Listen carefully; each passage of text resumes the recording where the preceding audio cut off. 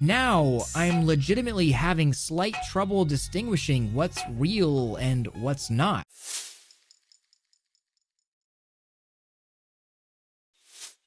At the end of October, Facebook became Meta.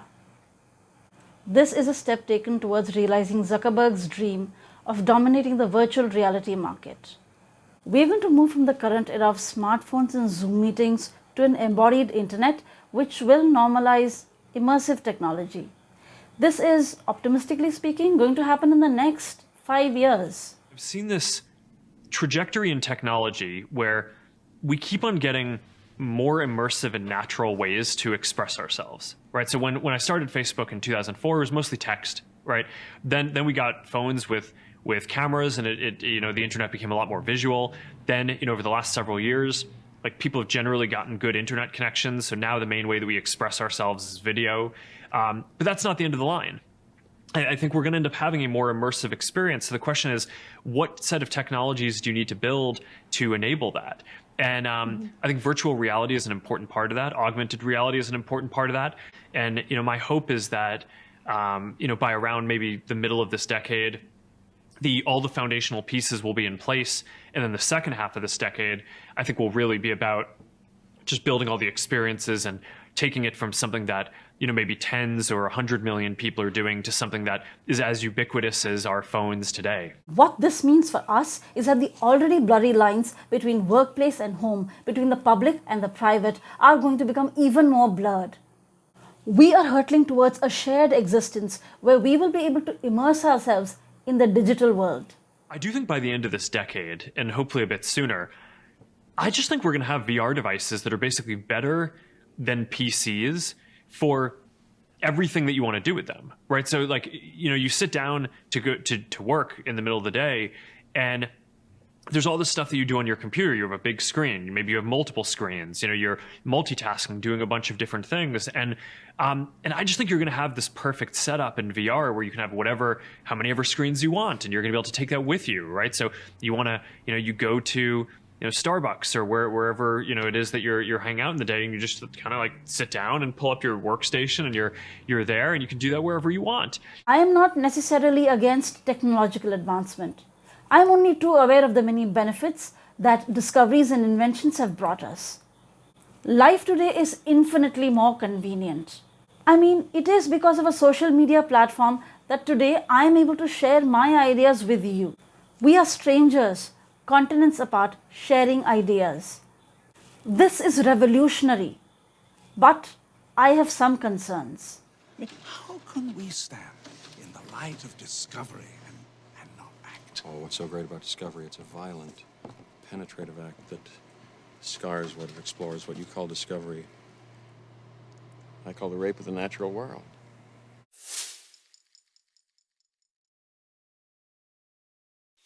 He envisions an immersive virtual reality existence where our whole lives will be led in a symbiotic relationship with artificial intelligence. This will alter not only how we perceive the world, but also what we come to expect from it.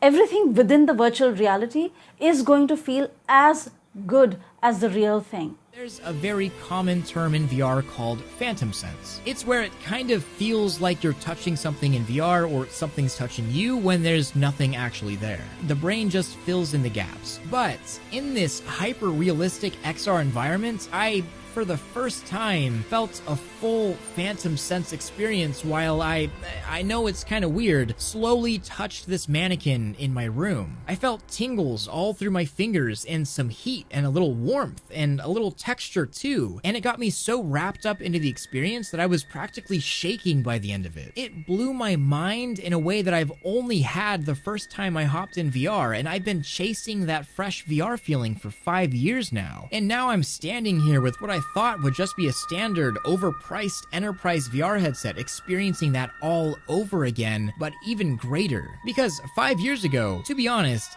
VR kind of sucked. Virtual reality has successfully adapted to mirror reality to give us a dopamine hit. What happens when reality is unable to mirror the instant gratification of an immersive virtual reality?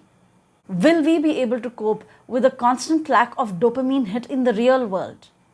Will we begin to seek the comfort of addictive virtual reality whenever real life fails us? We have already gotten a taste of internet-enabled life, where social media sites, dating sites, Zoom meetings, and emails have completely altered how we interact with one another. We now have parasocial relationships, where we are friends, but not exactly. We now are in non-relationships, where we are dating, but not exactly. You have work from home, where you're at home, but not exactly. Apart from this, how we treat each other, especially in intimate relationships, has been changed by modes of instant gratification given to us by technology. We are unable to recognize each other's human limitations and start having unrealistic expectations. One of my main issues, which I really haven't portrayed to him, is pornography. It's really hard for me. He looks at it, he watches it, and as a new mom, it's hard. What? Finish your sentence. As a new mom. I'm just so, yeah, he says I'm beautiful, and I believe it. I know I'm pretty, I know all that stuff, but I'm still uncomfortable with my body and the changes. And then he's looking at these girls, and it's hard. It makes me feel really insecure about myself. Your wife is sitting here in front of you, just crushed and devastated because she feels inadequate and inferior to these fantasy pictures that you look at. I can't compete with that. We are only too aware of the divisions in society caused by algorithms, which allow each of us to have a unique experience of the internet. It is catered to our preference. In the absence of a shared objective reality, everything has become a fluid construct. Because our newsfeed is tailored to give us an optimum experience while on a platform, we get deeply entrenched in our own echo chambers. Thanks to confirmation bias, we stop looking for other points of view. We are so mollycoddled by the newsfeed that it becomes unnatural for us to entertain opposing points of view. We start expecting the same safe space in real life, which is afforded to us in the digital life through our curated newsfeed. My fear is that once we get used to an immersive internet, where we are even more integrated with artificial intelligence, we will eventually become completely detached from reality. We will become like the lotus eaters.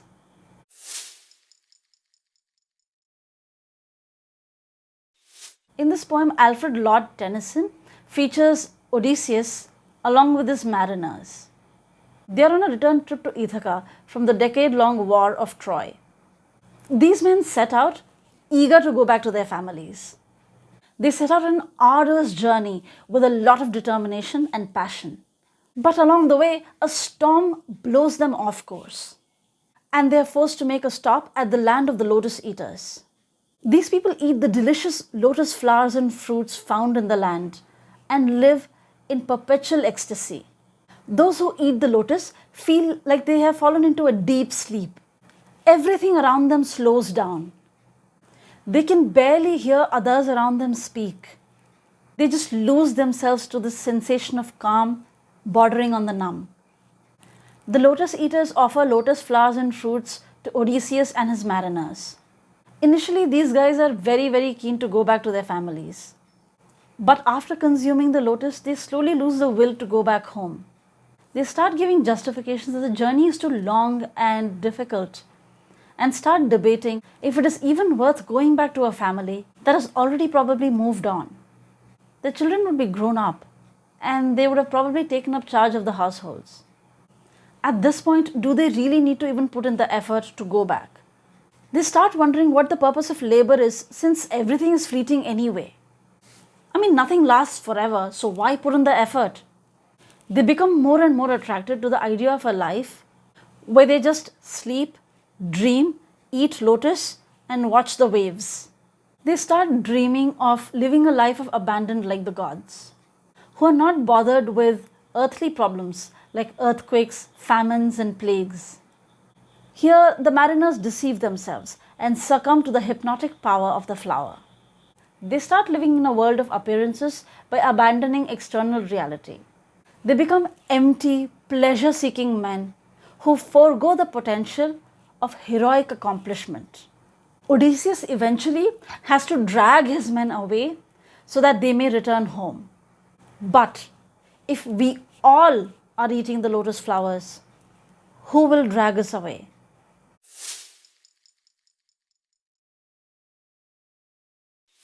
In 2018, Elon Musk gave an interview to Joe Rogan.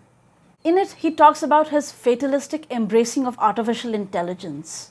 He says that we already are cyborgs attached to our smartphones. We are much more intelligent beings due to instant access to knowledge at our fingertips. We are also part of the Cybernetic Collective that is feeding the artificial intelligence through our increased use of the internet.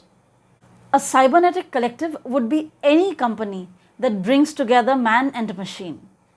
It could also be all of human societies plugged to the internet and collectively programming all the search engines and all the social media platforms with our give and take of knowledge, experiences, and emotions. We are part of a whole, like the leaves of a big tree.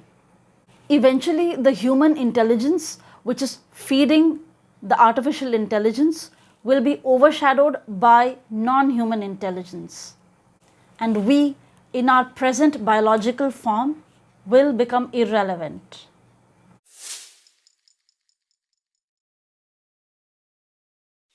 Musk says that we can continue to be relevant by merging with artificial intelligence. Right now, your cortex and your limbic system are in a symbiotic relationship. He wants to add a tertiary cognition layer that will enable us to merge better with artificial intelligence by improving our data exchange rate. The current data rate with our thumbs is too slow for us to integrate with artificial intelligence properly. The embodied internet with an immersive virtual reality along with the Neuralink, a chip embedded in your skull, will increase the rate at which we exchange information. Instead of words typed out or spoken, our thoughts alone will be enough to communicate with others. This was very much mentioned by Zuckerberg on his presentation on Metaverse. He says that an immersive experience will include you typing out text messages by your thoughts alone, instead of physical typing out on a screen. All TV screens and many physical objects that we use today will become obsolete, much like the alarm clocks and calculators which have been phased out by the use of smartphones. In fact, Musk says that in about 5 years, we will be moving away from speech as a regular form of communication, with instant exchange of ideas through our thoughts. Musk sees this as a positive outcome because by radically changing our capabilities, we will be able to stop artificial intelligence from replacing us.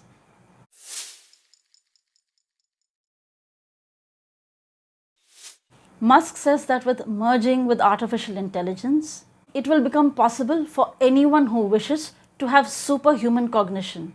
Also, you will be able to upload your digital self into a new unit once your biological self dies.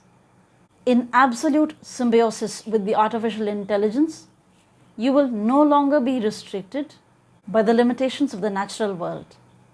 He says that in this scenario, the outcome of humanity will be the sum of billions of people's desire for the future. Human beings are deeply flawed creatures. We are straddling our base instincts with our higher consciousness. As the events unfolding in the world have shown us, we are capable of great achievements as well as rank stupidity. We are capable of generosity as well as selfishness. We are capable of creativity as well as destructivity. The present day negative outcomes of living as cyborgs with low bandwidth interface, i.e. smartphones and laptops, have been mob lynchings due to fake WhatsApp forwards, algorithms that divide us, data privacy breaches, large companies monopolizing the markets, and pretty much creating an illusion of choice. Today, these same monopolies have created a situation where we own nothing.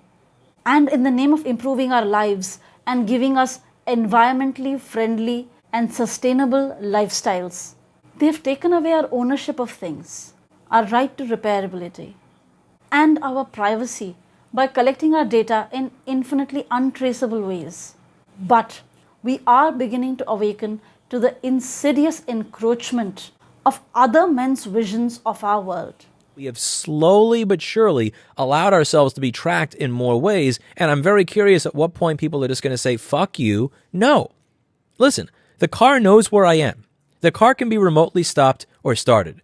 The car can look at me via the camera that's in it. In addition to all of that, not being able to fix my car the way I could before because you're not going to make parts available for electrics the same way you did for internal combustion engine cars, you're also going to have technology in it that tries to detect how I'm driving and then disable my ability to drive the car using questionable at best sensor technology.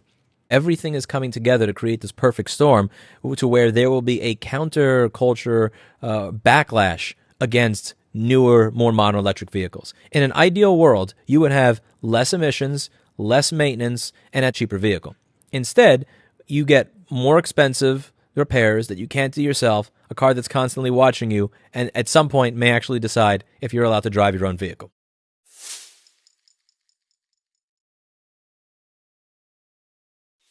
Amidst all the chaos, we are seeing a blurring of lines between commonly understood distinctions. We all agreed at one point that men and women are different and have unique requirements. Now, anyone can change their gender with just thinking so. We agreed at one point that minors require adult supervision and guidance. Now, we talk about their freedom to make adult decisions. We agreed that acknowledging brute reality and improving it is more important than creating an alternate imaginary escape. Now we are told that this is the only way to ensure the survival of our species. This is a whole new world. What I can see is that we are headed towards a world of infinite contradictions. On the one hand, we will be free from restrictions of age, gender, and space. We will be the king of our castles, building the worlds we wish to inhabit. On the other hand, it is deeply sus just how much of our desires are a result of free will. We will have very little say on what subliminal messages will be drip-fed to us in our symbiotic existence with this cybernetic collective. We may not have the power to exercise our freedom to choose when the choices presented themselves have been provided to us by someone else. If the reality that we are inhabiting is just one of the many and not the reality, then who's running the show? So instead of being free, will we find ourselves more and more trapped in a world imagined by someone else? And if we are running towards our own increased entrapment, should we pause and consider how we wish our future to play out while we still have the ability to unplug? I don't think you're giving us our due credit. Our scientists have done things which nobody's ever done before. Yeah, but your scientists were so preoccupied with whether or not they could that they didn't stop to think if they should.